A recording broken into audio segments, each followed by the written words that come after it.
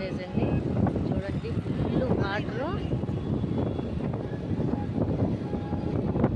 మొత్తం పైదాకా వచ్చేసి నీళ్ళు. వాటర్ ఫుల్ ఫ్లోటింగ్ ఉంది.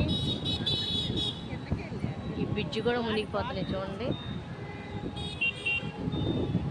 ఎంతో ఖాళీ లేదన్నమాట.